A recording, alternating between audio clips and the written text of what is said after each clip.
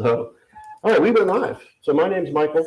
I'm with an organization called Teach Construction, and we're working with Work Now to create a series of live streams. And really, what these live streams are is to work with some people in our community that are running some fantastic programs, and we want to learn more. And the whole goal, as we were talking before we started, was we want to do these as a live stream so people have an opportunity to type in a question.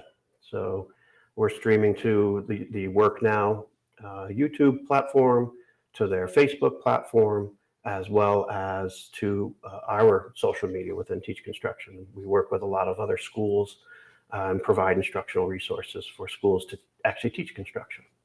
So we're more of the technical and the instructional side supporting Work Now. But from this aspect, our goal is to figure out who the heck are you guys and what do you do? So we chatted a little bit, but I'd love to hear a little bit more about the programs that you run, and we'll kind of do a deeper dive into some of those. So if you don't mind, Lorenzo, we're going to start with you. Yeah. So you've got a cool program within energy efficiency, and you're doing audits on houses, right? Yeah. So we do audits and air sealing. So we're a nonprofit organization. We primarily go to lower income households. I say lower because it's actually like pretty high. Like, it's expensive to live in Denver, so it's not hard to be below the area median income. Yeah, and it's like, and if you I think a lot of people would qualify for a program, they just don't know about it. Okay. So if they have a family, if they have children, 2 or 3 kids, like they'll probably qualify for our program unless they're making a whole lot of money. Mm-hmm. And so what we do is we do an energy audit. We try to find air leaks in the home. We have like a little conversation with the client, give them tips on energy saving behaviors. That's one of the biggest things is like, there are things you can do in your home that people just don't know about. Okay, so you'll spend time with them to kind of coach them on how to save money on an energy bill? Exactly. So there's like an informational piece, and then then we do an energy audit where we run like a blower door test. Mm-hmm. We set up a huge fan on the front door, and it sucks the air out, depressurizes the home, and it simulates wind hitting the home from all directions. Okay. And so then we can feel air. So like if there's an air leak, we can feel the air coming in, but in reality, that's air escaping. That's warm air, like in the wintertime, escaping. Right. So you're simulating that air. Right. You're measuring it coming in, but in a real environment, it would be air going out. Exactly. Right? Exactly. And like this allows us to like actually feel like, hey, there's a huge air leak right here. Like I can feel the wind coming in hitting my hand. Which I think a lot of people would be surprised at just how much a house leaks. Yeah. And we also show the client, like, look, here's this spot right here. If you put your hand, they're like, oh yeah, I can feel it. Like mind blown, because normally you don't feel air escaping, right? So, exactly. Great point. You can feel it when it's hitting you, but you're not outside the house trying to feel it. Right. Yeah. And so then what makes our program different is we also do air sealing, and it's at no cost to our clients. Okay. The audit and the air sealing is at no cost. I think typically in an energy audit, they just identify all the air leaks, and they let the homeowner know, like, these are things that you could do. Right. To report and give you some ideas. Exactly. Yeah. Whereas us, it's like we'll identify the air leaks, and then we'll like do something about it, like right then and there. We'll put up weather stripping, we'll do caulking or foaming, we'll throw up door seals.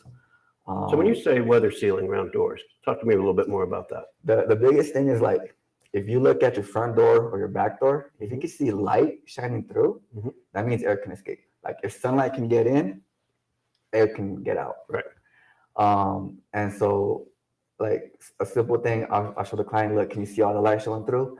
By the time we're done, there's no light. So you're installing something on the door to help fill that gap. It's like on the frame of the door. Yeah. So, yeah, exactly. Okay. And there are on most doors now a gasket that's on there, or sometimes they're metal, sometimes they're plastic. Right. But those are things that you get caught on your jacket. Sometimes they get ripped, and they take them off. Pets would chew them up. Good point.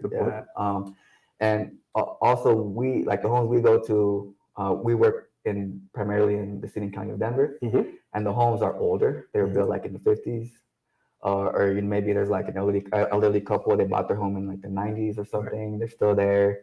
It's like all the new homes have, they're good. Right. Yeah, we're going to like older historical neighborhoods in Denver.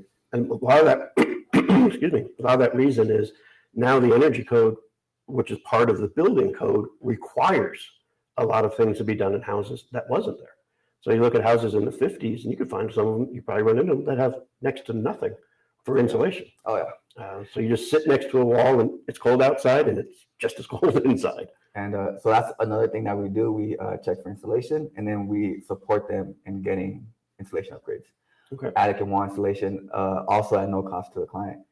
So like, here's an example. We went to a home. It was like a young man, like fresh out of college, got his first home, knows nothing about houses, and energy bills going through the roof, rising gas prices, and so he gets new windows. Pays like $5,000 for new windows. He thinks his problem is windows. We go over there like, look, you have no wall insulation, and you have 3 inches of attic insulation, and this is like Southwest Denver. Those $5,000 that you spent on your windows, like insulation would have done that. Yeah. Excuse me for anyone listening. I got a frog in my throat today. And so like, that's being in this position. I've transitioned into the construction industry in the last several years, and like the main reason was because I knew nothing about like houses, how to fix things, how to build things. I knew like nothing. I didn't even know how to use a drill really. Like I worked in the education system. So how'd you get over that fear, or did you have a fear? I didn't know a lot, but I want to go into this industry. So one of it was I just had this sort of personality where I just feel like I could learn and do anything if I just stick with it long enough. And I'm okay with like not being good at something. Like I'm okay with like looking dumb for a little bit as I learn, right? Like essentially. And I also have like a support system. So like all my family's in construction. My dad can like remodel an entire house. My brother's an electrician. My other brother is in roofing. And then now he's like a contractor.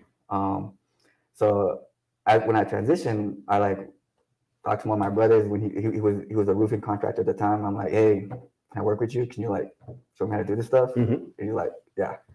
And it was like, it was tough. It was difficult at first. It was like a complete mess. But like being my brother, he was patient with me, and it wasn't like a boss employee relation. It was like a family. Like, I'm sure how to do this. That's one of the things in construction that's unfortunate.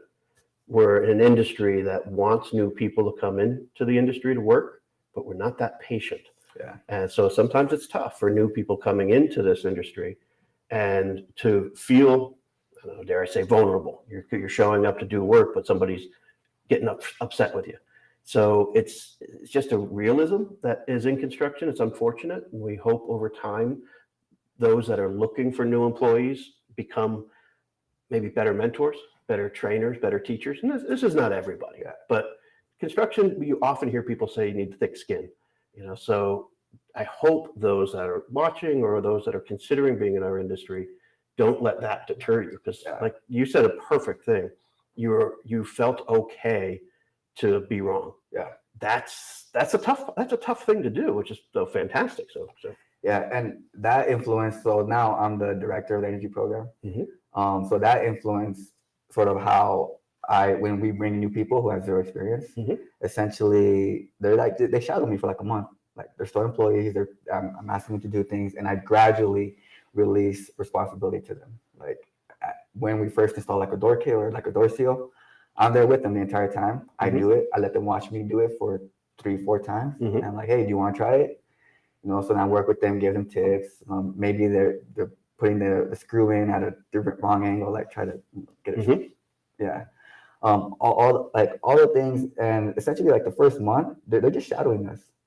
And then but getting paid for it. They're still employees, and they're learning, and there's a gradual release of responsibility.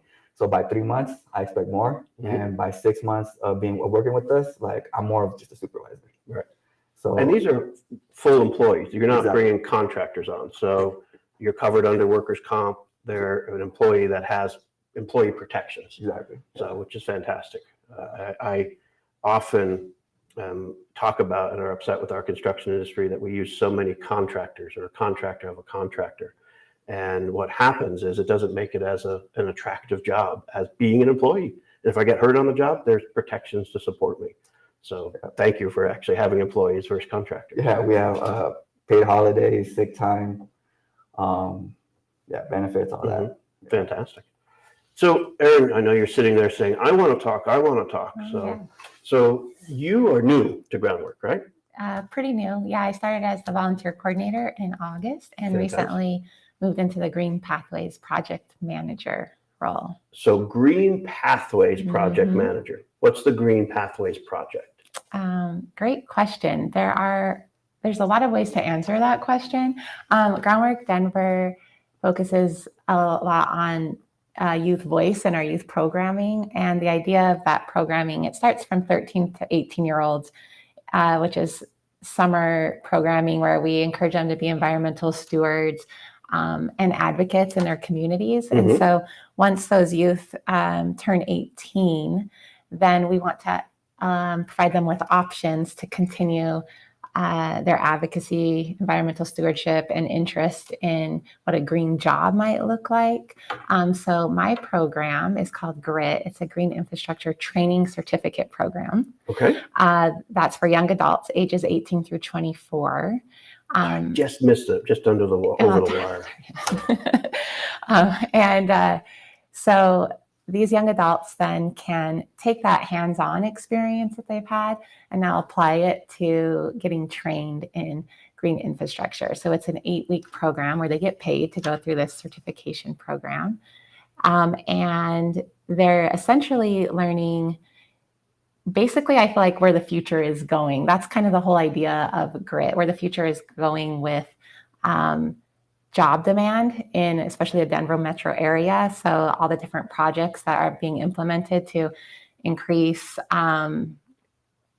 like improving and restoring the environment in urban spaces. Mhm. When you think of green infrastructure, you kind of want to think of green spaces in the city that mimic nature.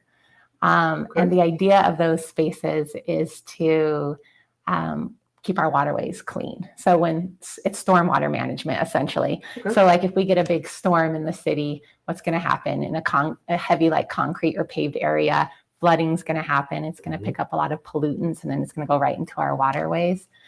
So green infrastructure mimics nature. If you take away the concrete, what would be naturally occurring there, natural right? filtration of the earth and everything. And so that could include like permeable pavement as well, but also like rain gardens, stormwater gardens, trees. Tree canopy is a big part of green infrastructure. Even green top roofs to like absorb that water before it even goes through the gray infrastructure, the gutter as well. So a participant in your program that would learn all about those. So you would spend time to educate them, not only what's possible in the future, but is it also concentrate on what can I do now? Yeah, absolutely. So it's a pilot program. So it's still in the process of creating this curriculum for the cohort that's starting late summer. It's going to be an 8-week program starting late summer. And what I really want to focus on is making a strong case for being like having awareness in environmental justice. Like, why are we doing this? Why do we care about green infrastructure in the first place? Like a paycheck is nice. That's cool. But like had to have that purpose to get out of bed in the morning too, like really understand like how I'm contributing to environmental justice and improving the environment in my own community. So if somebody was interested in enrolling, and we've got a couple of questions that are coming through, and Whitney, who's part of Work Now, is just off screen prompting us to say, how does someone enroll in GRIT?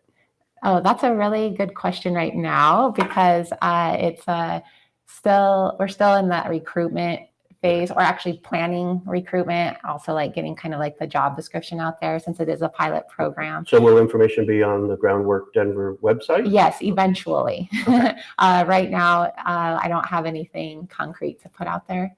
And to clarify, we're Groundwork Denver, not Groundworks Denver. I didn't say plural. Well, no, but I appreciate it. Yeah. Because the first time for those listening, when I first I was saying Groundworks Denver, and Groundworks Denver is a different company, a for-profit company in Denver. Right. They do like foundations, so that's ground. Yeah. So if you Google it, it'll come up first because they have like that paid advertising. Sure.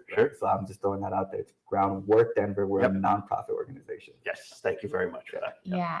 But what's kind of cool about our recruitment process that's happening right now is we also have another program for young adults. It's called Green Corps.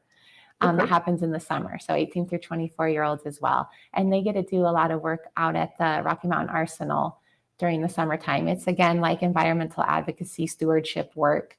And what we're trying to do is create these programs so they're back to back. So a young adult could sign up for Green Corps, and then as soon as Green Corps ends, they can go into this GRIT, Green Infrastructure Training Certificate. Fantastic. So again, it's that hands-on experience and then moving into that certification process. So when they go into, when they're seeking a job, Mhm. they have some really good stuff on their resume. They have that applied learning, and then they have that certificate as well. So that's for 18 to 24-year-olds. Mhm. And there'll be information on the groundwork. What's the website? Groundwork Denver, Groundwork Colorado. Groundwork Colorado. .org. Groundworkcolorado.org. Yeah, Groundwork. So we are Groundwork Denver. The website is groundworkcolorado.org. I always get that confused. So anybody myself, that's interested can go to groundworkcolorado.org, learn Yes. more. It's not there yet, Right. because you're still developing it. So hopefully people check it out, learn about your program, Yeah. and can learn about Aaron, about your program coming up. And to build off what Aaron was saying, it's like what we're trying to create here in our organization is sort of like a streamline. So someone could start in maybe our youth program. Mhm. And once they age out of the youth program, they can do the Green Corps program, and then maybe transition to the GRIT program, and then maybe do like an apprenticeship in the energy program, right? So like that's what we're essentially trying to create. Right. And it's a great resume builder. One of our auditors right now, he's in training. He started as a youth in the youth program, Mhm. and then he did Green Corps, and now he's in the energy program. Fantastic. Right. So now we're working to get him certified and all that stuff. But that doesn't have to happen. Someone could start with your program, work for, just say, a year, Yeah. and then go off and do something different within our green energy construction space. If they Yeah. wanted to. And we actually have funding. We just received a grant to have like apprentices, like young adult apprentices, Well, what age? 18 to 24. Okay, so fantastic. 18 to 24. So that's coming like real soon. We're just working out the details. Mhm. And great resume builder. And if you're looking into the construction field, like this is a great place to start because you have that building science principles to know what's going on in a house. Mhm. But like also it's like I did some remodeling work after the roofing. I Mhm. did some remodeling, and if I would have known now, like back then, like I would have air sealed the home before putting in new cabinets. Right. Because now there's huge air leaks, plumbing penetrations, Right. like it would have made me a much better in like every other field. Mhm. So there are two things I want to plug to folks watching. We, through the Work Now partnership, you can go to worknowlearn.org and create an account on an online learning system and learn about green job career opportunities. There's a course that by creating an account, you'll automatically be enrolled into called Green Jobs Explained, where you can learn about different green jobs, including energy auditing. We didn't talk specifically about the green infrastructure work, but now maybe we're going to have to, so I'll pick your brain more on it. Cool. But there's other classes on there too. So, you mentioned when you first started in this work, you didn't know how to use a power drill or know how to use some other power tools, which is really common. On the Work Now Learn website, there are courses about basic hand tools, basic power tools, basic power saws, and the proper way to use them. Not that I think you can learn everything by just going on the internet and watching a video, but you can learn what those tools are. What are the safety procedures I should be using? What can that tool do? What can't it do? And what shouldn't I do with it? So when you show up for someone to work with them, you have some of that base information, some of that base knowledge. So when you're working with them and training them in that structure you mentioned earlier, that person will be able to exceed much faster because they already have some of that basic information. Yeah. So let's see what we have here. Whitney posted in the chat the link to Work Now Learn. Thank you very much. Rich Marr was asking, when does the cohort start for the summer session? Okay. Well, if you're interested in Green Corps, that will be starting in June through August. And again, soon we will have on our website like the actual job description where you can come in and apply. Also, I guess you could also reach out to me if you're interested in applying for that right now, Aaron at groundworkcolorado.org. And then the GRIT cohort, Green Infrastructure Training Certification Program, will be late August through mid-October. Okay. What about for those people that may be watching and live in a house in the markets that you serve? Is it only Denver for groundwork energy program, or? It's primarily Denver. Every now and then we do get grants to work outside of Denver. So currently we are working in Carmen City as well. Okay, so a little bit of Adams County. Yeah. Okay. Yeah. It just depends on where the funding sources are coming from. Sure, because someone's got to pay for it. Yeah. There's nothing's free, but you have to the homeowner. You've got government programs or some energy conservation programs, Right. which will help pay Right. to upgrade somebody's house. Right. Yeah. And one thing I forgot to mention with energy audits, we also do like a safety check. Okay. So we check smoke detectors, carbon monoxide detectors. We check their combustion appliances, like the furnace and the water heater, to make sure that they're safe. There isn't carbon monoxide leaking out of the water heaters. So let's talk about that a little bit, because I think when people hear a safety concern, especially in our houses, their ears perk up. Yeah. So you're talking about carbon monoxide, other carbon dioxide potential leakage from where? Primarily it's their stovetop, and then their furnace and their water heater. So for example, I've come across some water heaters. Well, basically whenever something is burning, it's going to create carbon monoxide, carbon dioxide. Right, it's a byproduct for burning gas, right? Yeah. And all those gases need to be safely ventilated out of the home. And come across situations where in order to save some money, maybe people do it themselves. Okay. And not knowing the safety hazards that could be involved with it. And what that, like, I went to home in Commerce City. Is actually someone in our youth program, in Commerce City youth program. I did a little training for them, and I think he saw, like, wait a minute, there might be something wrong with the water heater. So then we went over there, part of the grant, we went over there, and there was definitely, their home was fitted for a power vented water heater. It went out, and to save some money, they replaced it with a natural gas water heater. And the ventilation was not suited for that. Okay. And it was, When you say ventilation, just so I can help though, that's when anytime you burn a fuel, it creates a byproduct. Like you said, carbon monoxide, carbon dioxide, a bunch of other nasties. But you want to have that leave the house. Yeah. And that leaves on a flue pipe that's typically above your water heater or your furnace. Yeah. You had said a power vented one. Newer versions have a fan in them. Right. Not the brand new versions, but the 80% efficient ones have a fan that helps that exhaust gas get out. If that fan's not working, that's where you end up running into problems too, Yeah. or an atmospherically vented unit. Yeah.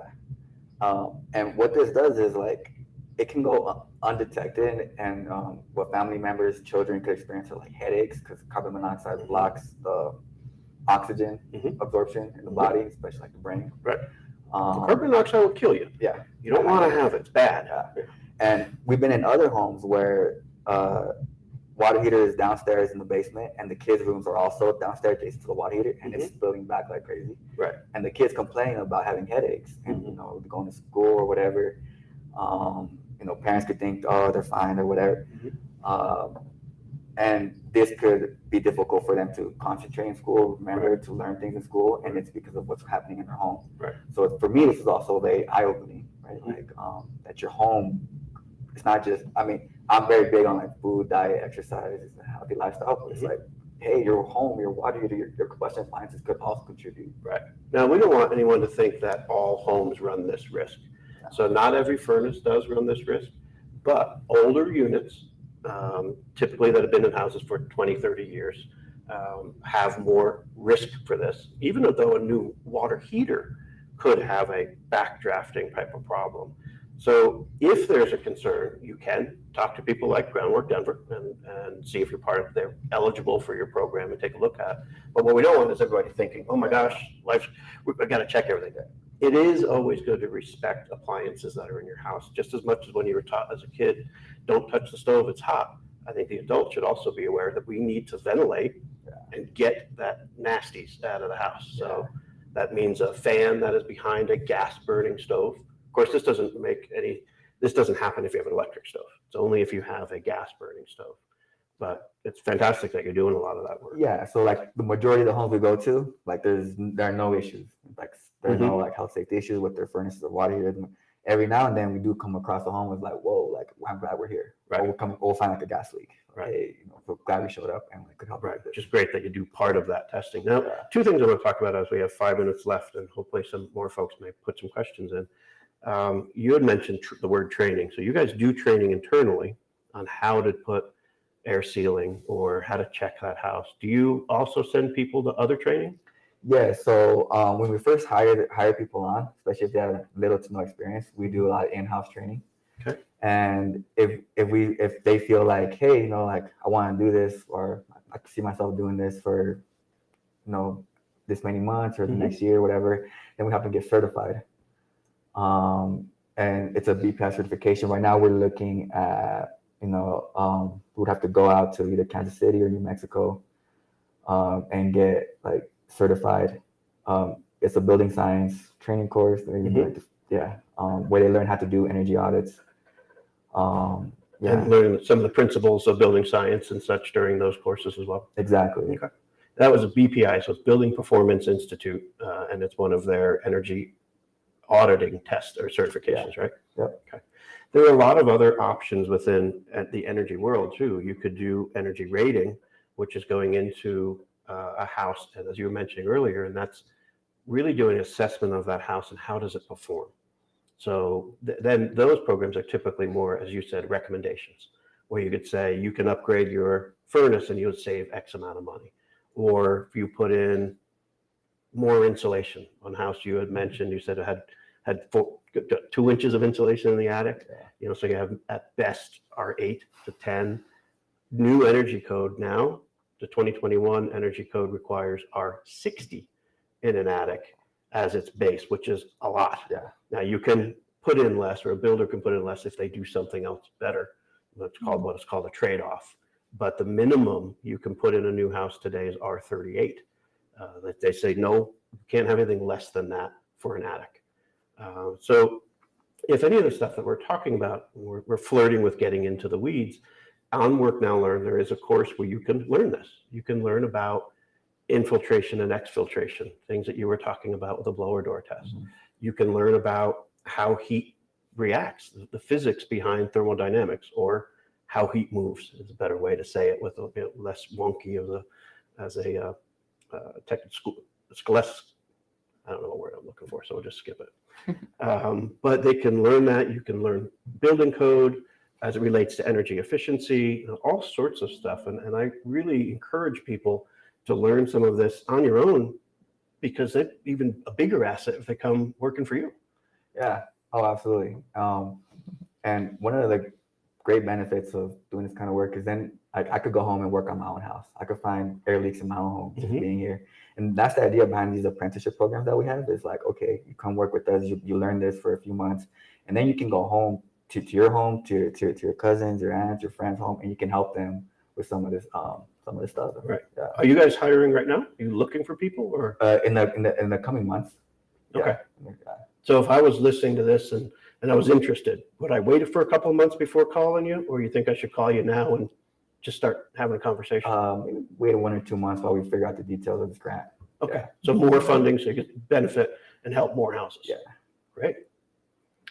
So, excuse me, take a quick look at our comments, and it looks like several people were making some comments in here from the Work Now office, which is fantastic. Thank you for that. And they were filling in where I wasn't giving any more information. So we have links to the Work Now Learn program. There's a link to the Work Now program if you want to become part of the Work Now program and get the supportive services, get access to training, get that covered from a financial perspective. So there's no cost to you if you qualify to participate in those training programs, as well as connections to fantastic people like you all in the programs that you're doing. There is pretty much what we wanted to cover. Do you guys have any closing thoughts that you want to say to anybody interested in jumping into green construction? I was just thinking that it's kind of neat to put out there with the Green Core and Grit program, what we also provide, the benefit of being a part of that is for some of these young adults getting involved. We allow them to experience and access the outdoors too through this. It's an opportunity to, for example, they get to go on paid camping trips with the Green Corps program as well. So it's just kind of tying in that big, like creating that purpose, that why, that connection to the environment, which I mean, I think really just kind of drives your desire to want to keep getting involved and learning more and being a part of the green careers industry. But since there was someone asking about the GRIT cohort, I just like to make young adult seekers aware of that too. It's just like such a cool benefit of getting involved with Groundwork Denver too. Just probably that sense of well-being too, connection to nature, not just like jumping into like a job, but there's just a lot of like embodiment of purpose too. Cool. With our programming. Excited to learn about how it goes once you launch. Sounds like a lot of fun. Yeah. I want to thank both of you for taking. Did you have something else you wanted to say? Yeah. So like, what I didn't realize coming into this, like, not only are we helping the environment, we're also helping the community. Like, so many homeowners, especially like the elderly homeowners, like, they're very appreciative of eliminating those drafts when it's 10 degrees outside and they have arthritis and they're cold. The furnace goes out. We can support them in that. So it's very rewarding in that end as well. Yeah. Right. I think you both mentioned you get to go to work, you get paid, and you've got a purpose for what you're doing. Yeah. So, well, thank you both for what you do. Thank you for joining us today. I hope we have people that generate some questions. We're asking you too, if you're watching this video after it's been live, which is a lot of people, please put in the comments any questions that you might have. Whitney has committed to watch all those comments so we know we can ask those questions on our next sessions with other companies. So I hope you allow us to come back towards the end of the year and learn more about what you're doing. Sounds good. Thank you. I think that's all we have. And thanks for watching and thanks for participating in construction and in green jobs. And we'll see you in the field. Okay.